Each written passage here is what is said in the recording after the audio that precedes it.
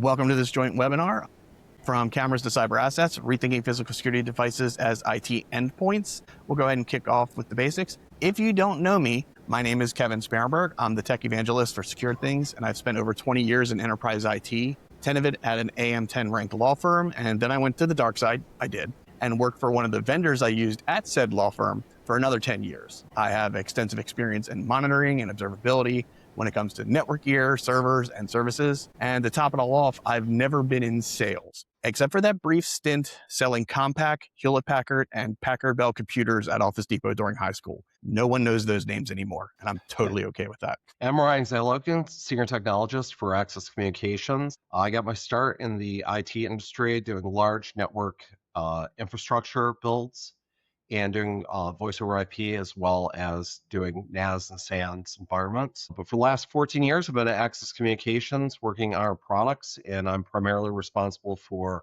our Axis OS that drives our products, voice management platforms that we have, as well as cybersecurity.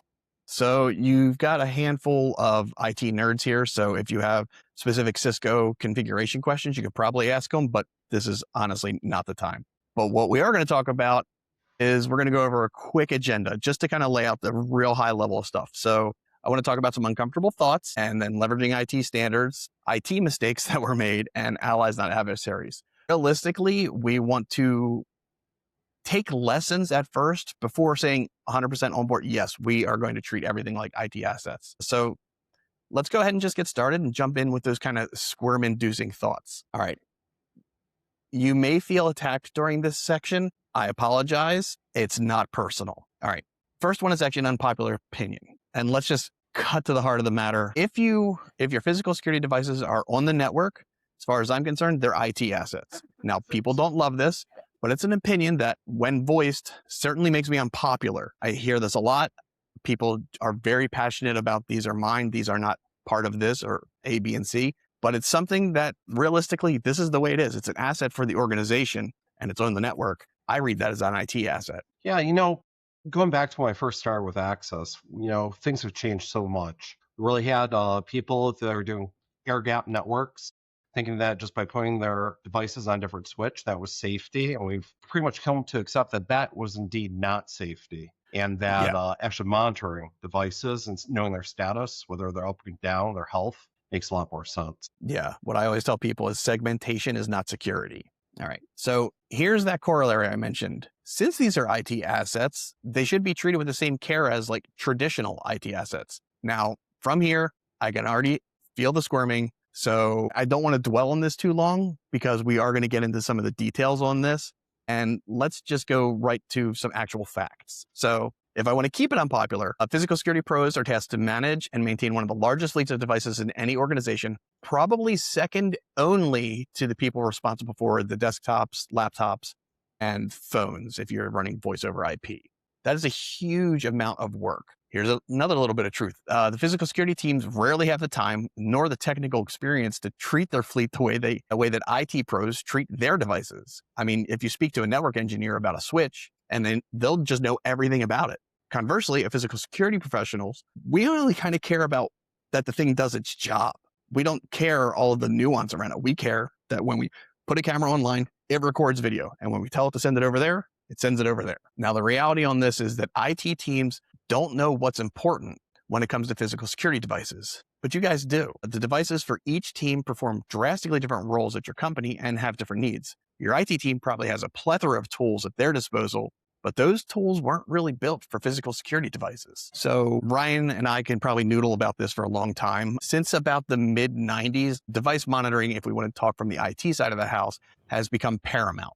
They prioritize if a device can be monitored and confirmed to be working over just having the device working. And in multiple organizations that I know of and I've worked with, new devices aren't even allowed to be brought online until it can be confirmed that they can be remotely monitored. Only then can they say, yes, now that we know we can watch it cleanly and get good reporting on it, now you can bring it online. So if we want to start thinking about these things as IT first, I always like to start with reducing risk. I mean, that's a lot of reason people have cameras and access control panels and, network alarms and all the things. So your physical security infrastructure deserves to be first class. I stand by this. if for no other reason that they are responsible for the health and well-being of your organization, let alone the people that work in your organization. So if we start simple, physical security devices reduce risk, not a big shock there. The average cost of a slip and fall resulting in a moderate injury in the United States for 2025 was between $20,000 and $75,000. Well, if we take that and say, okay, that's fine, but what's the matter? Retail shrink was estimated at 132 billion, not 1.32, 132 billion for 2024, and it's most likely to go up significantly when the 2025 numbers are available. And then I kind of alluded to it. Let's not forget safety of your employees, your assets, any customer assets in your care, and your organization's reputation in the industry. Reputation cannot be downplayed. Everyone knows that when there's a problem with an organization, it ripples. So you don't want to be that organization. Now, I want to talk about your cameras a little bit, because the cameras are your eyes on your organization, whether they're looking at your front door lobby, whether they are looking at the loading docks, whether they are looking at your data center, whatever. But who watches the watchers? And do you have to log into a separate system to look at, I don't know, your access panels? Or what about your network alarms and your doors? Or even a bigger question, do you know anything at all about the network switches and infrastructure backing those devices? The cameras may be your eyes on your organization, but what are the eyes on your physical security devices? Kevin, this is actually my favorite topic, visibility. And this goes back to those misconceptions from the old past, the idea that you have that air gap network. How do you ever know what goes down on that? Exactly. Yeah, you have to know it's there to be able to monitor it, to be able to say there's a problem, to be able to recover from a problem, to prevent that problem in the future. So starts by seeing. Then what about compliance? Even if you aren't bound by like a federal or state, local or industry compliance standard, that doesn't mean you shouldn't have your own standards. Maybe you happen to be wooing a customer and they have specific needs, or there's a set of standards set down by your IT group, or maybe you have an organizational level standard, like only using gear that's under 3 years old for financial reasons, because that's how long you amortize the purchase. There's all kinds of questions here. And I want you to think about this. Organization probably have some type of computer login password rotation thing where you can only have a password for so long. It has to be minimum of this complexity and this many characters and all that. What about the admin or root accounts on your physical security devices? Have they been rotated? Do they happen to meet those same requirements? And I would say also the compliance that actually drives what we put into our products. For our government customers, they requested a long time ago that we have protection in their devices for the federal information processing standards. So we started putting TPMs in those devices. We started adapting our software. The AA, National Defense Authorization Act, became something that our customers were also requesting. So we made sure that we're compliant with that. So all these different compliances do add new complexities, but also add new protections to these devices as well. But with that, how do you know that these devices, new and old, are truly compliant? Yeah. And that also begs the question, what's new versus old? Are you even looking at lifecycle? Because if we're honest with ourselves, we know everything ages. Hardware, software, humans, everything. And new devices are wonderful, but they eventually lose efficacy and therefore downtime increases. If you want to think about it, high definition cameras from like 2016 look like bad fax copies compared to like the recent models. And maybe you're even missing out on a few new features like automated AI detection or improved night vision. So you should be replacing, or at least planning for replacing, these devices before they stop working entirely. We actually see customers have different policies around this. Some of my favorite ones, replace the device when the warranty's up. Others, they will replace those devices when they go end of life or end of support. But there's really a whole multi-layered approach to this, driven by internal IT policies at these organizations. I'd say most of these are starting to inch more closer, 5 to 7 year replacement cycles when cybersecurity is a priority at that organization. So, and the additional things you also get by replacing the technology, because these devices are cameras in many cases, but they're also computers. So the additional processing power, newer cybersecurity hardware features in those devices, and just the ability to utilize things like AI to get more accurate analytics, better low light performance, all those things together really also drive new things you can do. And security itself isn't just the only thing that they're often used for. Now we're starting to drive more business intelligence, and that requires new capabilities in most products. Yeah. And you've probably seen it. I know I've seen it in the IT space. There has been the old but trustworthy thing that just kept going and going, and you couldn't kill it until that one time it rebooted and it didn't come back. Don't let that be things that are responsible for your security. Don't let that be one of those things. So, if it's old and busted, or not even busted, if it's old and unsupported, look at replacing it. Yeah, definitely a problem that plagues us. We have cameras that are 20 years old still working, and the old mentality. Stop building good things. We try, but the mentality, the historic mentality, I think, before you start taking cybersecurity into consideration, was to just leave that camera running as long as it Yeah. was working. But definitely cybersecurity, new technologies is changing that mentality. Yeah. I've seen that everywhere because, well, we'll discuss it later. So I don't want to peel back the curtains too hard. And realistically, one of the things, and this is very, very much an IT thing as well. The worst thing for dealing with any type of incident is a siloed team. If one team is responsible for like access panels in Seattle and a different team is responsible for all the cameras that are for all of Washington State, who works an incident when there's an issue? Are they using separate tools? Does one hand literally know what the other hand is doing? In IT, at least we used to jokingly talk about the Monday morning huddle, where everyone is dragged into a conference room about that critical incident that happened over the weekend, trying to determine who's at fault, make sure it never happens again. And if everyone is looking at different information via different tools, it's really hard to tell who's right. Efficiency here is about having everyone looking at the same data at the same time. And then if you have to dig down deeper, then via consensus, you can dig down deeper. Yeah, I think the one thing we've seen traditionally is these products have been managed by the physical security org. But now IT is becoming more and more involved, in some cases, managing everything.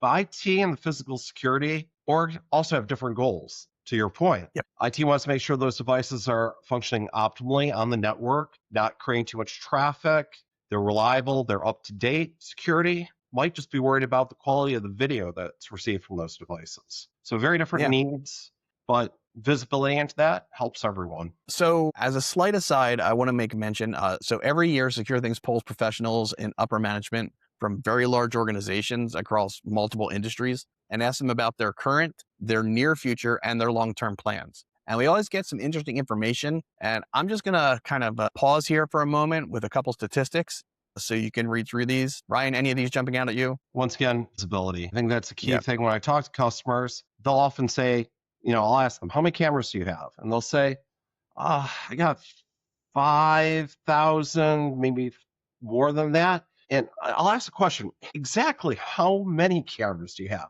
Almost no one ever knows. So visibility, being able to see all those devices, get that proper inventory, and knowing how old they are, what they're running in terms of software, to me, that's my favorite topic. Yeah. And if you want to hear Ryan and I talk about this, by all means, you are more than welcome to put some notes in there. We will talk all day about these kinds of things. But if you're interested in actually reading this report, I'm just going to go ahead and throw up a quick QR code. Just scan this QR code. We're going to move on in a couple of seconds, and you can download the whole report, not just kind of these bullet points. And there we go. So speaking as someone who has been in the IT field for most of my life, people outside IT only really hear about the mistakes that IT makes. I mean, it's always in the news when a bad configuration got pushed to AWS or a poisoned route was inserted into the internet speed GP or something like, any of those things. That's what you hear when IT breaks. But what you don't know is that when things do go bad, it's actually part of a continuously improving process as organizations, teams, and those processes evolve. And there are lessons we can learn from these growing pains that have been experienced by IT teams. And we're only going to cover a handful of them, but these are all important. So lesson number 1, security is more important than the status quo, because this is the reality. Many organizations stick with the same old configuration simply because everything still works. Brian and I have already discussed this. But while they stay the same, the attackers are evolving. And all it takes is one predictable, outdated system for a breach that ends up costing far more than the time, effort, and money to put in proper security ever would. And the fallout here often includes, more than anything, reputational damage. And then also internally, the discovery that the current configuration and compliance standards aren't being met. Those defenses were built for a world that just doesn't exist anymore. Closed networks, simple threats. And attackers actively are looking for those kinds of static environments because they're easier to exploit. The lesson here is that staying the same isn't safe. It's a vulnerability. And I'd say, just to add to that, I'm impressed by how far the security industry has come. When I was first got involved with this back 15 years ago, we'd go into school districts and the passwords were the default passwords on the device. And I would say to them, please, if you do nothing else, change the password. But today, we need to do so much more than that. We need to not only keep those devices up to date, but now we're implementing things like encryption over the network. So it is a night and day difference what the concerns are about security compared to what it was 15 or even 10 years ago. People don't want to take risks like they used to. Yeah. And unfortunately, people think that this kind of information has to live in tribal knowledge. And it doesn't have to be that way anymore. You can have, if we just want to take your password example, there are commercially available password management solutions that'll store all that stuff for you safely, where you can say who can read it. So there's no excuse in today's world. 20 years ago, there still wasn't an excuse, but it's a little more understandable. All right, the second lesson, the dependencies matter. So here's the thing about tech. Everything depends on something else. You can have dozens of cameras or access panels working perfectly, but if the network switch they rely on goes down, they're all blind instantaneously. Or picture this, maybe you've seen it, a video management system that's supposed to control and direct the recordings of said cameras, but it becomes unstable or unreachable, and then none of the equipment is doing its job. Or necessarily the devices didn't fail, but one of their dependencies did. So issues don't have to surface on a specific device. Sometimes they exist upstream and your root cause isn't always obvious. The lesson you want to take away from here is that a system is only as stable as the infrastructure supporting it. And I'd say also adding to this, because we've seen many more customers use things like SD cards in the cameras, just having visibility into those devices, because sometimes that's a redundancy for something as simple as a server. A server occasionally needs to do maintenance, needs to be rebooted, and the idea is you can store video to the card on the camera while the server's going through that motion. But if the SD card's not reliable, you're going to lose video at some point. Yeah, I see this a lot, and this is a common thing with any type of streaming telemetry. The endpoint will kind of hold on to a buffer, and then when it finally is able to talk, it just dumps it all. But you're right, if that storage is wonky or, God forbid, missing, even though you think it's in there, I'm not going to say you got problems, but you could have problems. Most definitely. Yeah. All right, what about up? Kind of alluded to this, but just because a device says it's up to one type of probe doesn't mean it's actually doing the job, because plenty of equipment will respond to a ping or, maybe show a green flashy light in a panel somewhere, even when the key functions aren't working. A camera can be online, but not recording. A door controller can be reachable, but not granting access. And sometimes a simple up-down check only tells you the device is present. Nothing about whether it's performing. Dependencies, software issues, and partial failures can all hide behind this elusive up status. So the lesson here that you really need to take to heart is that uptime is multi-layered, and real health means verifying function, not just presence. I think it's good to never assume that without some sort of verification that the camera is actually sending video, that it's being recorded to the NVR, that this is safely being stored on a disk, because we all know these are components that fail. Disks fail. Cameras may occasionally stop sending video. So having some way of monitoring that is crucial. Yeah. And understanding that just because the camera's up, if it's not doing its job, it might be doing, but as far as up from my organizational standard, not what we have that camera for. This one goes a little in the weeds, just a smidge. Alerting is not the same as monitoring, but it does go back to the visibility, the larger discussion. So monitoring and alerting are not the same thing. Monitoring is about visibility. You want to see everything, but you definitely don't want to alert on everything. Too many alerts, bury the important ones, and create something we've called in the IT industry for years, IT alert fatigue. And that's where teams start ignoring or just kind of tuning out the noise. Not every metric or event needs someone's immediate attention.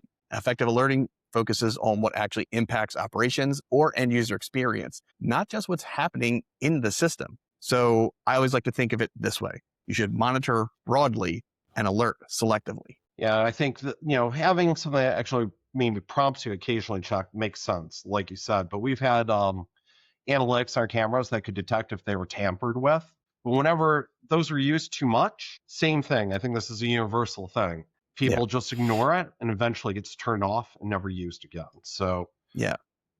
getting it Or, just right. worse, management comes in and asks, "Hey, this thing went down. Why didn't you know about it?" And you have to look at them and be like, "Well, I had a rule in my mailbox that anything that came from the alerting engine automatically went to a subfolder, so I didn't know." Yeah, if that's actually what you have currently, your monitoring is not working correctly. Well, let me rephrase: your monitoring is probably working correctly. Your alerting thought process is not built correctly. All right, our fifth lesson: lifecycle matters. We already touched on it, but this is 100% a lesson that we learned from IT. Every single piece of hardware and software has a life cycle, and that life cycle affects how stable your environment is.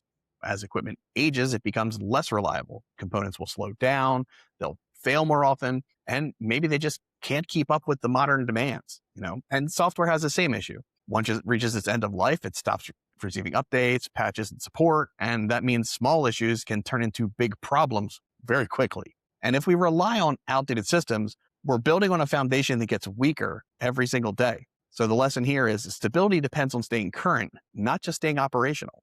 Kevin, you mentioned here the idea that components wear out with age. This is true in cameras too. Domes will degrade, the image quality will go down over time. How you monitor that, plus software, keeping up to date, getting those patches in there, getting those cybersecurity features into those products, as well as the ability to go to newer products, have newer capabilities. Once again, AI, huge topic in so many different ways. Being able to utilize that power to be more efficient, easier ways to search video, because nobody wants to go through 10,000 hours of video. They want things that help them. That's where AI comes to play. So I think the idea here is bringing in those additional capabilities, make these systems much more usable in the long term. And if you just let something sit over time, you have that 20-year-old camera, you're not able to take advantage of that. That camera potentially can have cybersecurity vulnerabilities and leave you susceptible to attack. I 100% agree with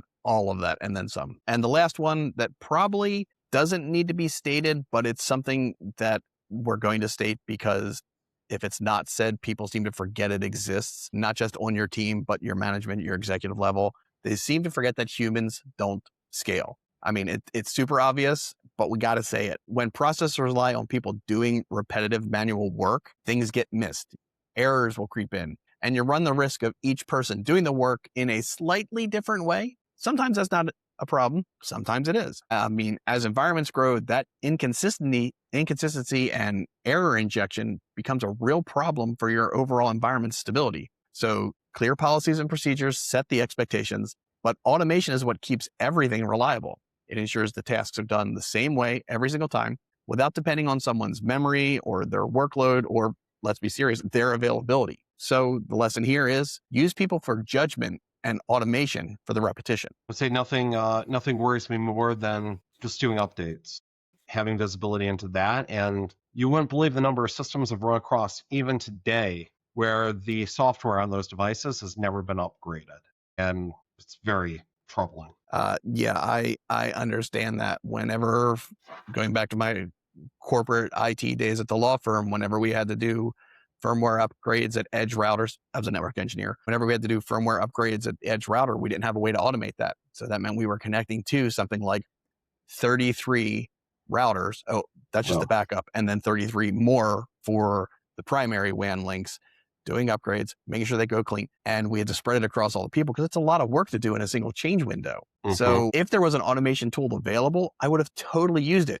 Try it on one, validate, put it on a slightly larger scope, and then just send it everywhere. I mean, if you're going to be you didn't get to do all that work at like some optimal time of the day for your life, at least. Exactly. So these are just those kind of 6 lessons that IT teams have kind of learned over the years.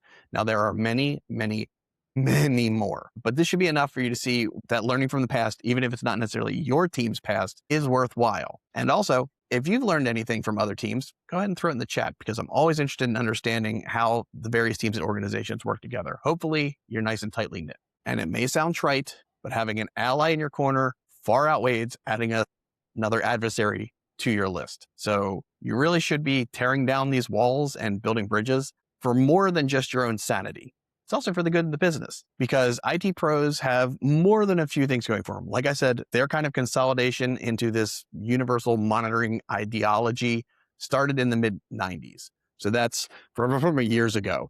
And so their environments have been changing and refreshing every few years, honestly, for several decades now. And they had to come up with some processes to handle the changing workload. And they got some specific systems to monitor their network and solutions. Now, you've got options for consolidating your monitoring for your physical security devices. Axis has an excellent solution. We have what we think is an excellent solution. So there's a way to pull in monitoring into a single place. That's great. IT has reporting against all of their systems. Well, both of our solutions, 100%, will pull reports out, either whether it's just a dump of raw information or if you want kind of a nice prettied report, it's available. IT has ticket management they have ticketing processes and change management procedures. And that's kind of the delta. You may not, or at least most people I've spoken with don't, but it doesn't have to be that way. In fact, it probably shouldn't. Because if your IT organization is already using incident management or change control tools, why not use those same services that IT has and use them for your own incident management and change control? It might just be as simple as asking for a new login to be created for you and your teams. What's wonderful about that is although it will fix a problem for you right now, it actually brings both the physical security and IT teams collaborating and using connected tools, and you're one step closer to true operational alignment. This reverberates all the way up the reporting chain. And at the end of the day, we got to start rethinking our perspectives and realize that the different departments aren't in an us versus them battle. We're all in it together for the betterment of everyone. And I chose this picture for a reason, because if you can have a pillow fight between departments, do so. Speaking from experience, most IT people lack muscle mass, so you've all got a distinct advantage. But we all work for the same organization. So what we need to do is lift each other up, supporting each other's work and not point fingers. There's an old scouting slogan I remember: leave it a better place than I found it. It's a great methodology, applies as much to the indoors at your organizations as to the outdoors. We talked about this a little bit already, but you really should leverage your collaboration early on, because ownership of the physical security devices has shifted over time. It started with facilities and then moved to its own dedicated security team. And then that team has moved, still to a dedicated security team, but it's kind of more IT adjacent because more of your stuff's on net. And then there's more recent trend to move that team and all of their responsibilities under IT ops. Now, what you need to understand here is the TLDR, too long didn't read, is that ownership will shift over time, and it will most likely continue to do so. So in today's world, most organizations I've spoken with are somewhere actually about here. So why not build that relationship now? Co-ownership of the assets leads to collective bargaining, and there are financial, security, and operational benefits to thinking this way, and for no other reason. Also, just So like you can maybe all add get to on the that. same page. Just going to add that maybe, I've really seen the biggest problems being when IT and security, the traditional security, butt heads. But I've seen miracles happen when those two organizations get along.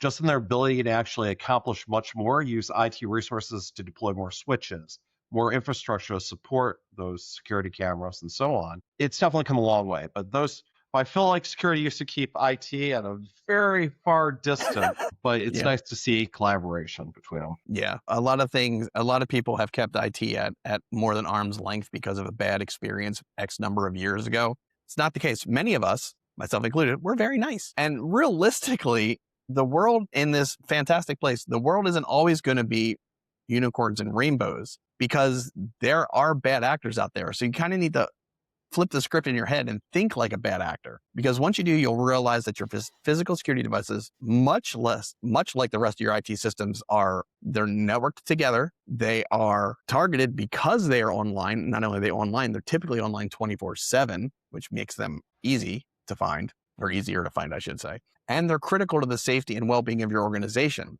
So we should start treating those devices like they deserve to be treated. Now, SecuriThings really values the work that Axis is doing as much as we do, because Ryan and his company are already thinking about their devices like they are IT assets. So we have a platform called Axis Cloud Connect. It allows us to work with our partners like SecuriThings to present them with information that they can find useful in their device management tools. This includes everything from what software is available to update these devices, how old the devices are, And it's really just nice open platform to exchange that information, bringing the value of both of our products. Since 2017, I've worked on our device management platforms, but they work with Axis devices. So beyond that, we've seen in most, especially in large environments, it's not always just one vendor that's in there. And that's where SecuriThings, I think, really brings a great opportunity to support many, many different devices overall and give you visibility into what they're doing. And hey, I realize that not all environments are all access, and that is just the world we live in.